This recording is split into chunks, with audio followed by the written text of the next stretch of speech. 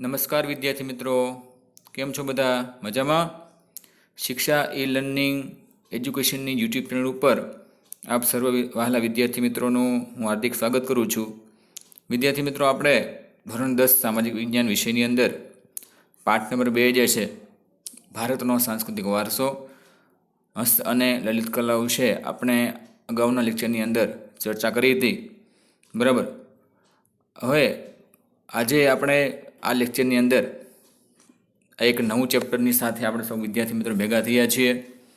બરાબર, કે પાઠ નંબર 8 તમે જોઈ શકો છો, કુદરતી સંસાધન. બરાબર, કુદરતી સંસાધન, કે ભાઈ સંસાધન કોને કહીશું? કુદરતી વસ્તુ આપણને ખ્યાલ છે કે પ્રાકૃતિક વસ્તુઓ જે છે, બરાબર, એને આપણે શું કહીએ છીએ? કુદરત કેવી કહી શકીએ. એ પહેલાં અહીં આપણને વાત કરી કે સંસાધન એટલે શું? બરાબર, એટલે પહેલાં તો આપણે સંસાધન કોને કહેવાય, સંસાધનનો ઉપયોગ છે એ કઈ રીતે કરવામાં આવે છે, સંસાધનના જે સ્ત્રોતો જે છે, બરાબર છે, એની આપણે વાત કરવાની છે. એટલે શરૂઆતની વિદ્યાર્થી મિત્રો આપણે સંસાધન વિશે છે એ અભ્યાસ કરવાનો છે. બરાબર, સંસાધન જે છે ઘણા બધા પ્રકારના છે કે જેની આપણે જાળવણી કરવાની. સંસાધન એટલે આપણે સામાન્ય વ્યાખ્યા આપી હોય તો કોઈ પણ વસ્તુની આપણે જાળવણી કરવી, દેખભાળ રાખવી, જેને આપણે શું કહીશું? સંસાધન કહેવામાં આવે છે. બરાબર, તો અહીં આપણને પ્રાસ્તાવિક માહિતી આ પાઠની લઈએ તો સંસાધન દ્વારા માનવીની જરૂરિયાતો થોડા ઘણા અંશે કે પૂરેપૂરી સંતોષી શકાય છે. તો અહીં આપણને વાત કરી છે કે સંસાધન જે છે કે સંસાધન દ્વારા માનવીની જરૂરિયાતો થોડા ઘણા અંશે કે પૂરેપૂરી સંતોષી શકાય છે. કુદરતમાં હજારો તત્વો પડેલા છે, પણ તેને આપણે સંસાધન ન કહી શકીએ. જો અહીંયા આપણને વાત કરીએ છીએ કે ભાઈ કુદરતની અંદર, બરાબર, હજારોની માત્રામાં, હજારોની તત્વોમાં ઘણા બધા સંસાધનો છે એ આપણને જોવા મળે છે. આ તત્વો ત્યારે જ સંસાધન કહે કે જ્યારે માનવી તેના વિશિષ્ટ જ્ઞાન કૌશલ્ય દ્વારા ઉપયોગમાં લેવાય છે. એટલે સંસાધન કોને કહેવાય છે? કે સંસાધન એટલે કે જ્યારે માનવી તેને વિશિષ્ટ જ્ઞાન કૌશલ્ય દ્વારા જેને ઉપયોગમાં લેતા હોય, બરાબર, જેને આપણે શું કહીએ છીએ? સંસાધન જે છે એ કહેવામાં આવે છે. અન્ય રીતે કહીએ તો જે વસ્તુ ઉપર માનવી આશ્રિત કે નિર્ભય હોય, જેનાથી મનુષ્યની જરૂરિયાતો પૂરી થાય અને માનવી પાસે તેનો ઉપભોગ કરવાની શારીરિક કે બૌદ્ધિક ક્ષમતા હોય, તો જેને આપણે શું કહીએ છીએ? સંસાધન કહેવામાં આવે છે. આ મુજબ કોઈ પણ વસ્તુ માનવ જરૂરિયાતો પૂરી કરવા ઉપયોગમાં લેવાય તે સંસાધન બની જાય છે. તો અહીં સામાન્ય વ્યાખ્યા આપણને કીધી છે, ભાઈ કોઈ પણ વસ્તુ છે, બરાબર છે, તો એ વસ્તુઓ જે છે એ માનવીની જરૂરિયાતો પૂરી કરવા માટે ઉપયોગમાં લેવાય તેને આપણે શું કહીએ છીએ? સંસાધન છે એ કહેવામાં આવે છે. પ્રાચીન સમયમાં જમીનમાં દટાયેલા ખનિજોની માનવીને જાણકારી ન હતી ત્યારે તે સંસાધનો ન હતા, પરંતુ આજે તેનો ઉપયોગિતા અને ખનન પ્રવિધિઓની વિકસાવથી માનવ જીવન માટે તે અત્યંત જરૂરી છે એ બન્યા છે. તો વિદ્યાર્થી મિત્રો, અહીં આપણને વાત કરીએ કે પ્રાચીન સમયમાં જમીનમાં દટાયેલા ખનિજોની માનવીને જાણકારી ન હતી. બરાબર, કે ભાઈ જમીનની અંદર છે કઈ કઈ વસ્તુઓ જે છે એ પડેલી છે, તો એની જાણકારી છે એ મનુષ્ય જીવનને ન હતી. ત્યારે એ સંસાધન ન હતા, પરંતુ જ્યારે એ ઉપયોગમાં લેતા થયા, ખનન પ્રવૃત્તિ જે કરતા થયા, બરાબર, ત્યારે માનવ જીવન માટે આ વસ્તુઓ છે અગત્યની જરૂરિયાત બની ગઈ. ત્યારે આ વસ્તુને શું કહેવામાં આવે છે? સંસાધન બની ગયા. બરાબર, સંસાધન છે કહેવામાં આવે છે. કુદરતી સંસાધનોમાં ઉપયોગિતા અને કાર્ય કરવાની યોગ્યતા બંને ગુણધર્મો છે હોવા જરૂરી છે. અહીં આપણને વાત કરીએ છીએ કે કુદરતી સંસાધનોમાં, બરાબર, ઉપયોગિતા અને કાર્ય કરવાની યોગ્યતા, બે બાબતો આપણને વાત કરેલી છે. બંને ગુણધર્મો છે હોવા જરૂરી છે. બરાબર, કુદરત, માનવ અને સંસ્કૃતિ ત્રણેયની પરસ્પર પ્રક્રિયા દ્વારા જે સંસાધન છે એ બને છે. કે સંસાધન કઈ રીતે બને છે? તો કે ભાઈ કુદરત છે, માનવ છે, બરાબર, સંસ્કૃતિ છે, આ ત્રણેય પરસ્પર પ્રક્રિયા દ્વારા તે સંસાધન છે એ શક્ય બનતું હોય છે. તો વિદ્યાર્થી મિત્રો, પ્રાસ્તાવિક માહિતીની અંદર આપણે અમુક ટોપિક મેં તમને વાત કરી છે, બરાબર, અમુક જે મેં હાઇલાઇટ કરેલા છે તમે જોઈ શકો છો. તમારે પણ પેન્સિલથી લઈને આ વસ્તુ જે છે એ સાથે સાથે હાઇલાઇટ છે એ કરતી જવાની છે. બરાબર, તો કુદરત, માનવ અને સંસ્કૃતિ આ ત્રણની પરસ્પર પ્રક્રિયા દ્વારા જે સંસાધન છે એ બને છે એમ આપણે કહી શકીએ. બરાબર, ત્યાર પછીનો અહીં પ્રથમ ટોપિકની વાત કરીએ તો સંસાધનનો ઉપયોગ. બરાબર. સંસાધન છે આપણને કઈ કઈ રીતે ઉપયોગી બનતા હોય છે, તો અહીં આપણને 3 બાબતો છે એ દર્શાવેલી છે. એક સંસાધન ખોરાક તરીકે, સંસાધન કાચા માલના સ્ત્રોત તરીકે, સંસાધનો શક્તિ સંસાધનો તરીકે. બરાબર.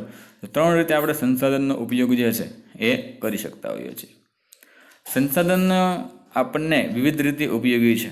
ભાઈ સંસાધન આપણે જોઈએ છે કે ભાઈ ઘણી બધી રીતે આપણને ઉપયોગી તો બનતા જ હોય છે. બરાબર. માનવીની જીવનના દરેક તબક્કે તેની કોઈને કોઈ ભૂમિકા છે આપણને ધ્યાનમાં આવે છે. બરાબર. કે મનુષ્ય જીવનની અંદર તો અહીં આપણને સંસાધન છે આપણને ઘણી બધી રીતે ઉપયોગી બનતા હોય છે. વિદ્યાર્થી મિત્રો, માનવ જીવનના દરેક તબક્કે તેની કોઈને કોઈ ભૂમિકા છે આપણને ધ્યાનમાં આવે છે. કે માનવ જીવન સાથે તમે જુઓ કે હરેક તબક્કે બરાબર કોઈને કોઈ ભૂમિકા જે છે સંસાધનની રહેલી હોય છે. ખેતી, ખેત પ્રવૃત્તિથી ઉદ્યોગ પ્રવૃત્તિ સુધીની તમામ પ્રવૃત્તિઓ છેવટે પ્રત્યક્ષ કે પરોક્ષ રીતે કુદરતી સંસાધનો પર અવલંબે છે. તો અહીં આપણને કીધું કે ખેતી અને ખેત પ્રવૃત્તિ અને ઉદ્યોગ પ્રવૃત્તિ બરાબર આ તમામ પ્રવૃત્તિઓ જે છે એ પ્રત્યક્ષ અને પરોક્ષ રીતે તમે જોઈ શકો છો તો કુદરતી સંસાધન સાથે જ છે એ જોડાયેલી છે. તેના ઉપયોગ વિશે વધારે વિગતો આપણે જાણીએ તો પેલું આપણને કીધું સંસાધન એક ખોરાક તરીકે.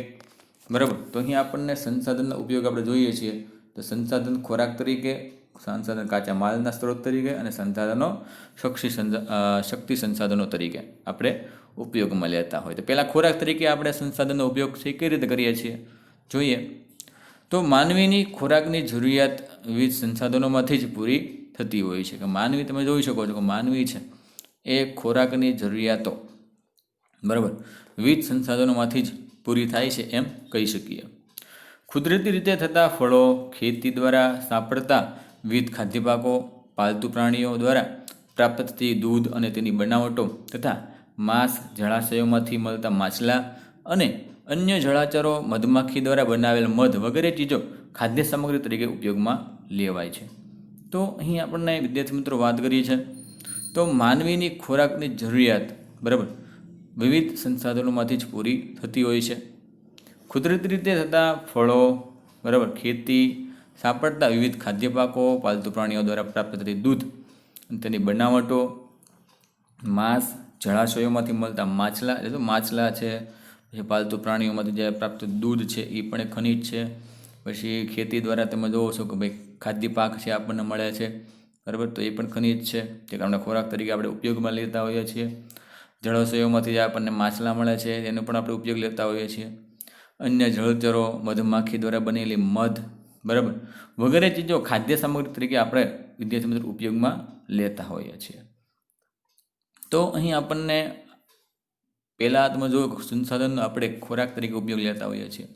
ત્યાર પછી સંસાધન એ કાચા માલના સ્ત્રોત તરીકે બરાબર કે સંસાધન જે છે એ કાચા માલના સ્ત્રોત તરીકે પણ આપણે એને ઉપયોગ જે છે એ કરતા હોઈએ છીએ.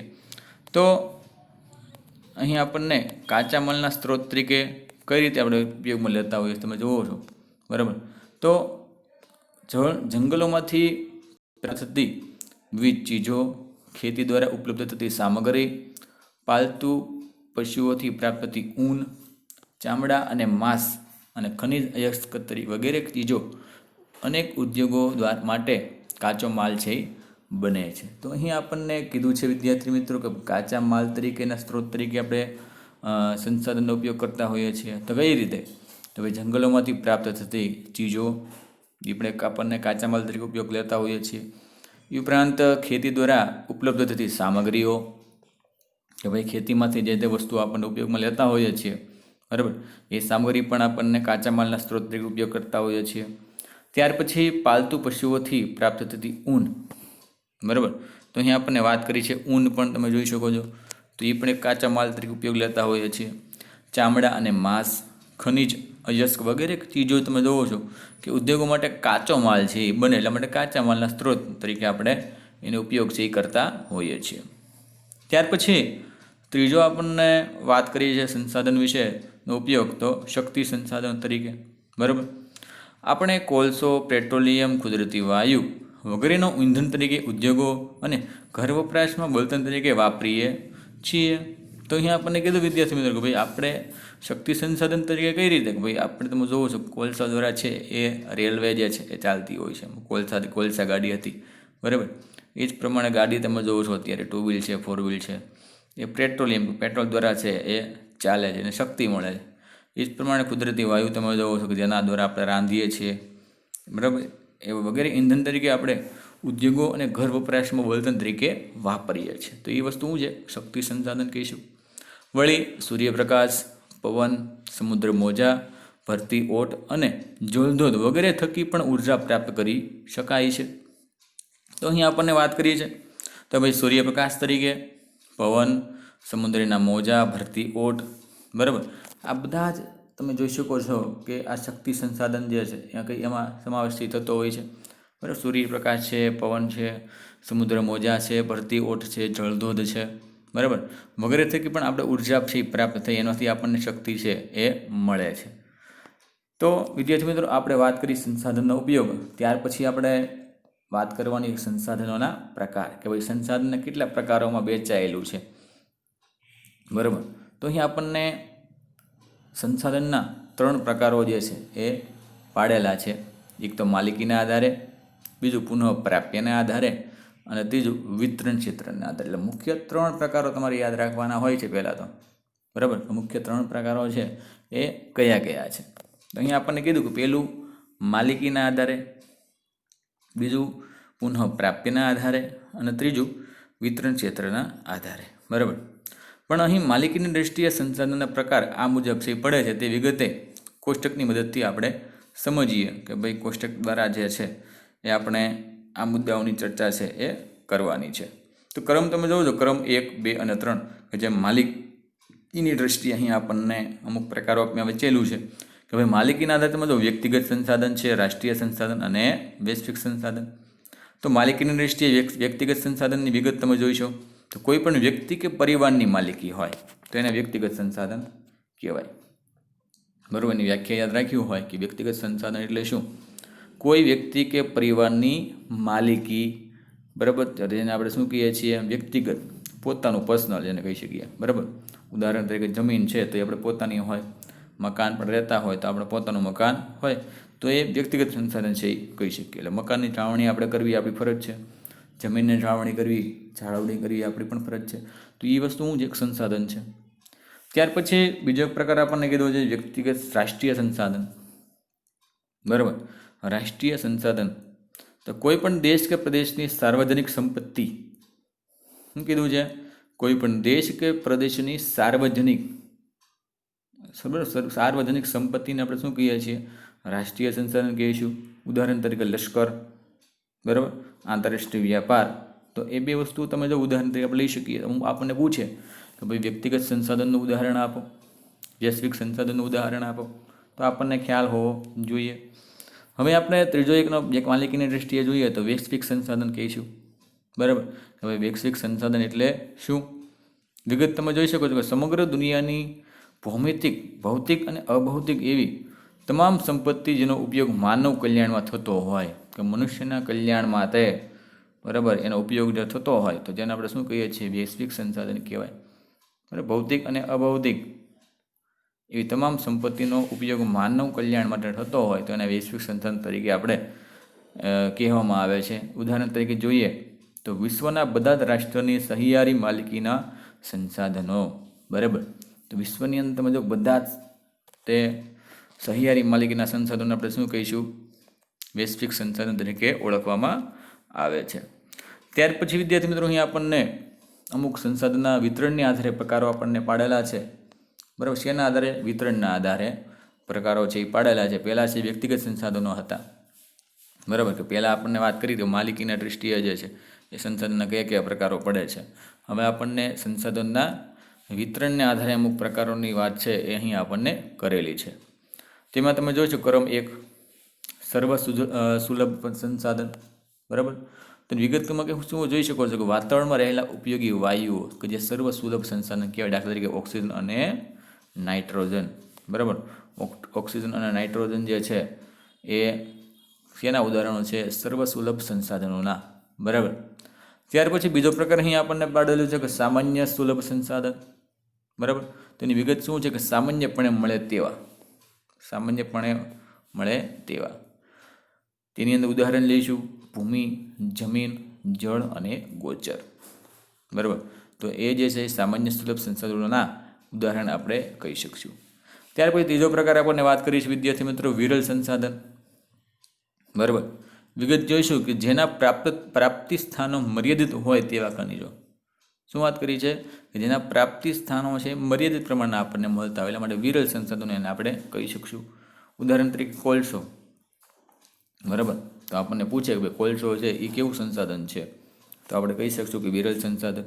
પેટ્રોલિયમ છે એ જ પ્રમાણે તાંબુ, સોનું, યુરેનિયમ બરાબર વગેરે ખનિજો તમે જોઈ શકો છો કે અહીં આપણને વિરલ સંસાધન તરીકે આપણે તેને ઓળખીએ છીએ. ત્યાર પછી ચોથો એનો પ્રકાર છે એકલ સંસાધન. બરાબર. વિગત જોઈશું કે દુનિયામાં ભાગ્યે જ એક કે બે સ્થળે જ મળી આવતા ખનિજો. બરાબર. દુનિયાની અંદર અહીં વાત કરી છે કે ભાઈ એક અથવા બે સ્થળ આપણને મળતું હોય, એટલા માટે એકલ સંસાધન કહેવાય. આપણને એકલ સંસાધનની વ્યાખ્યા પણ પૂછે કે ભાઈ એકલ સંસાધન એટલે શું, તો એની અંદર આપણે વ્યાખ્યા લખી શકીએ કે દુનિયામાં ભાગ્યે જ એક કે બે સ્થળે જ મળી આવતી ખનિજો જેને આપણે એકલ સંસાધન તરીકે ઓળખીએ છીએ. ક્રાયોલાઇટ ખનિજ જે માત્ર ગ્રીનલેન્ડમાંથી જ મળે છે. તો આ ખનિજ છે માત્ર ક્યાંથી મળે છે આપણને? ગ્રીનલેન્ડની અંદર જ તે ક્રાયોલાઇટ નામની જમીન ખનિજ બરાબર. તો એ એક ઉદાહરણ આપણને કહી શકીશું કે ભાઈ એકલ સંસાધનનું છે. બરાબર. કોષ્ટકમાં જોઈને બે પ્રકારની વિગતો તમે સમજ્યા. બરાબર. કે બે કોષ્ટક આપણે જોયા અને એની અંદર આપણે બંને અલગ અલગ પ્રકારની વસ્તુઓ આપણને જોવા મળી છે. સંસાધનોના અન્ય રીતે પણ વિભાગો છે પાડી શકાય, જેમાં નવનીકરણીય અને અનવનીકરણીય. વિદ્યાર્થી મિત્રો આ બે શબ્દો પણ તમારે યાદ છે એ રાખવાના છે. કયા કયા છે? નવનીકરણીય અને અનવનીકરણીય. એવા બે ભાગો પણ પડેલા છે. કેટલાક સંશોધનો પોતાની મેળે જ ચોક્કસ સમયે વપરાશી હિસ્સાની પૂર્તિ કરે છે અથવા તે અખૂટ હોય છે. તો અખૂટ સંસાધન કીધું. જંગલો, સૂર્યપ્રકાશ, પશુ પક્ષીઓ વગેરે આ વર્ગમાં આવતા હોય, જેને આપણે શું કહેવામાં આવે છે? નવનીકરણીય સંસાધન. જે અખૂટ શબ્દ આવે તો એ જે છે એ નવનીકરણીય સંસાધન કહેવાય. બરાબર. જંગલો છે, સૂર્યપ્રકાશ છે, પશુ પક્ષીઓ છે કે જે અપાર છે, બરાબર, જેનો નાશ થતો નથી, અકૂટ છે, એટલા માટે એ નવનીકરણીય છે. જ્યારે અનવનીકરણીય સંસાધન કે જે સંસાધનો એકવાર વપરાયા પછી પુનઃ ઉપયોગમાં ન લઈ શકતા હોય, બરાબર, તેને આપણે શું કહીએ છીએ? આપણે તેને અનવનીકરણીય સંસાધન કહેવામાં આવે છે. ઉદાહરણ તરીકે જોઈશું ખનિજ કોલસો, પેટ્રોલિયમ, કુદરતી વાયુનો સમાવેશ આ વર્ગમાં થતો હોય છે. તો વિદ્યાર્થી મિત્રો અહીં આપણને અનવનીકરણીય સંસાધન કોને કહીશું? તો એ તમારે યાદ રાખવાનું કે જે સંસાધનો એકવાર વપરાયા પછી પુનઃ ઉપયોગમાં લઈ શકતા નથી અથવા તેને ફરી બનાવી શકતા નથી, તેને અથવા નજીકના ભવિષ્યમાં તેનું પુનઃ પણ નિર્માણ અશક્ય હોય છે. ઉદાહરણ તરીકે ખનિજ કોલસો છે, પેટ્રોલિયમ, કુદરતી વાયુનો સમાવેશ છે આ વર્ગની અંદર થતો હોય છે. તો આ બે પ્રકારો પણ તમારે સાથે સાથે વિભાગો યાદ રાખવાના છે કે નવનીકરણીય અને અનવનીકરણીય સંસાધનો. બરાબર. ત્યાર પછી ઝડપથી આપણે આગળ થોડુંક જોઈશું તો સંસાધનોનું આયોજન અને સંરક્ષણ. ભાઈ સંસાધન જે છે એ આપણને ઉપયોગી તો બનતું જ હોય છે, બરાબર છે. તો એના માટે વિદ્યાર્થી મિત્રો એનું આયોજન આપણે કેવું કરવું પડશે? બરાબર. કે ભાઈ સંસાધનોનું આયોજન જે છે એ કેવું હોવું જોઈએ આપણી પાસે? તો એ આપણે ઝડપથી જોઈ લઈએ કે સંસાધનોનું આયોજન અને સંરક્ષણ. તો એની અંદર જોઈએ તો માનવીની જરૂરિયાતો અમર્યાદિત છે. તો મનુષ્ય આપણે જોઈએ છે કે મનુષ્યનું જીવન જે છે એમાં કંઈક જરૂરિયાતો જે પોતાના જીવનકાળ દરમિયાન છે એ રહેતી હોય છે, જ્યારે કુદરતી સંસાધન મર્યાદિત છે. બરાબર. આમ વસ્તુ છે આપણને મર્યાદિત પ્રમાણમાં મળતી હોય, પણ મનુષ્યનું જે જરૂરિયાતો જે છે એ અમર્યાદિત છે. વસ્તુ વધારે જોતી હોય, પરંતુ કુદરત તરફથી વસ્તુઓ આપણને મર્યાદિત પ્રમાણમાં છે એ મળતી હોય છે. છેલ્લા 100 વર્ષમાં માનવી દ્વારા વિજ્ઞાન અને તકનીકી ક્ષેત્રે થયેલા અસાધારણ વિકાસથી અને ભયંકર વસ્તી વિસ્ફોટથી સંસાધનનો વપરાશ ખૂબ જ વધી ગયો છે. તો અહીં આપણને કીધું કે છેલ્લા 100 વર્ષમાં, બરાબર, માનવી દ્વારા વિવિધ તકનીકી ક્ષેત્રે અસાધારણ વિકાસથી અનેક ભયંકર વિસ્ફોટની સંસાધનનો વપરાશ છે ખૂબ જ વધી ગયો છે એમ કહી શકાય. અત્યારના સમયની અંદર તમે જોવો છો કે સંસાધનનો વધારેમાં વધારે લોકો જે છે એ ઉપયોગ છે એ કરતા થયા છે. આ પરિસ્થિતિ વિશે ગંભીરતાથી નહીં વિચારીએ તો ભવિષ્યમાં તેના માઠા પરિણામો છે ભોગવવા પડશે. કે અત્યારે આ પરિસ્થિતિને આપણે નહીં સમજી શકીએ તો ભવિષ્યની અંદર એના પરિણામો જે છે એ ખૂબ જ ખરાબ આવશે, એવું પણ અહીં આપણને કીધેલું છે. એટલે જ તો ભવિષ્યની પેઢીઓ માટે સંસાધનોનું સંરક્ષણ કરવું એ આપણી સૌની ફરજ છે. કે ભવિષ્યની પેઢીઓ માટે આપણે શું કરવું પડશે ભાઈ? કે ભાઈ સંસાધનોની જે છે એ સંરક્ષણ કરવું એ પણ એક આપણી ફરજ છે, એવું કહેવામાં આવે છે. સંસાધનોનું સંરક્ષણ કરવું એટલે સંસાધનોનો વિવેકપૂર્ણ ઉપયોગ છે એ કરવો. બરાબર. તો સંસાધનનો આપણે શું કીધું છે? સંસાધનનું સંરક્ષણ કરવું એટલે કે સંસાધનનો ખૂબ જ સરસ રીતે આપણે ઉપયોગ કરીએ, સારી રીતે ઉપયોગ કરીએ, એનો બરાબર બગડે નહીં એ પ્રમાણે, તો તેને આપણે સંસાધન જે છે એ કહી શકશું. સંરક્ષણ શબ્દનો સીધો જ સંબંધ સંસાધનોની અછત સાથે છે એ જોડાયેલો છે. અહીં આપણને વિદ્યાર્થી મિત્રો કીધેલું છે કે સંરક્ષણ શબ્દનો સીધો જ સંબંધ જે છે એ સંસાધનોની અછત સાથે જોડાયેલો છે તેમ કહી શકશું. વર્તમાનમાં જે રીતે દોહન થતું રહ્યું છે તે જ પ્રકારે સંશોધનોનું આડેધડ દોહન અને અવિવેકભર્યા વપરાશ જો ચાલુ રહેશે તો વિકાસ અને વર્તમાન જીવન સ્તર જાળવી રાખવું લગભગ અસ્વપ્ન થઈ જશે. કે તેની અંદર જો આપણે એનો ઉપયોગ નહીં કરીએ, બરાબર, એનો આપણે દોહન કરવું એટલે એને આપણે વર્તમાન સમયની અંદર એનો બગાડ કરવો, બરાબર, એને જાળવણી ન કરવી, તો ભવિષ્યની અંદર જે છે એના માઠા પરિણામો છે એ આવશે, એવું પણ અહીં આપણને કીધેલું છે. એટલા માટે એ બધી વસ્તુ છે જાળવી રાખવું એ પણ એક આપણું સ્વપ્ન થઈ જશે. તે માટે તેનો વિવેકપૂર્ણ ઉપયોગ કરવો, તેનું સંરક્ષણ અને પુનઃ ઉપયોગ જેવી બાબતો તેમાં સમાવિષ્ટ છે.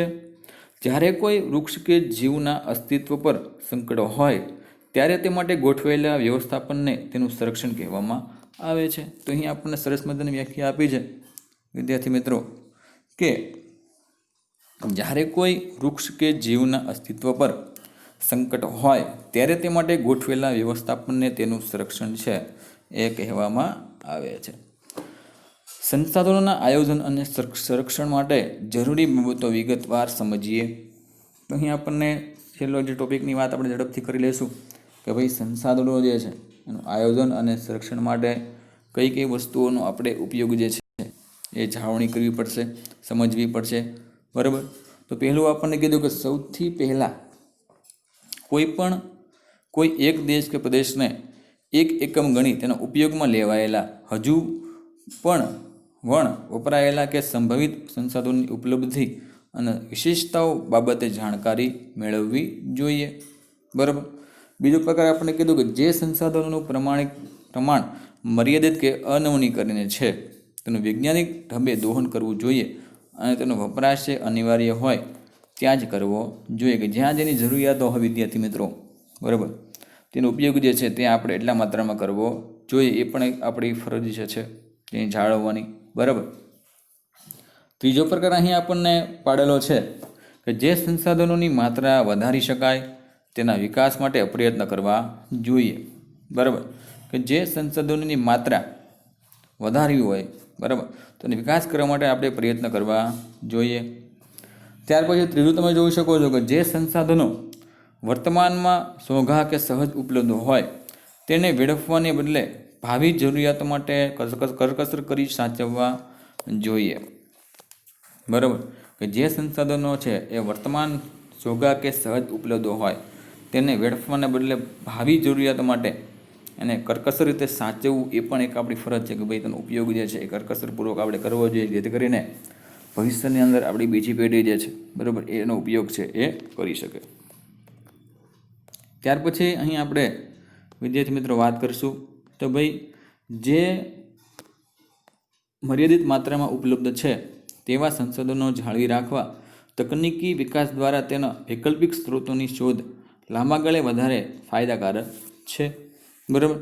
જે મર્યાદિત માત્રામાં ઉપલબ્ધ છે, બરાબર, કે જે વસ્તુ જે છે અહીં આપણને મર્યાદિત માત્રામાં છે એ મળતી હોય, બરાબર, તેના સંસાધનોની જાળવણી રાખવા તકનીકી વિકાસ દ્વારા તેના વૈકલ્પિક સ્ત્રોતોની શોધ લાંબા ગાળે વધારે ફાયદાકારક છે એ બનતી હોય છે.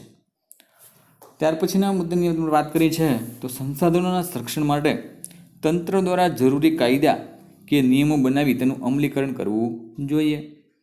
તો સંસાધનો માટે શું કીધું વિદ્યાર્થી મિત્રો? અહીં કીધું છે કે એના જાળવણી માટે થઈને એના માટે કાયદા અને નિયમો છે એ બનાવવા જોઈએ, બરાબર, અને તેને અમલમાં મૂકવા જોઈએ.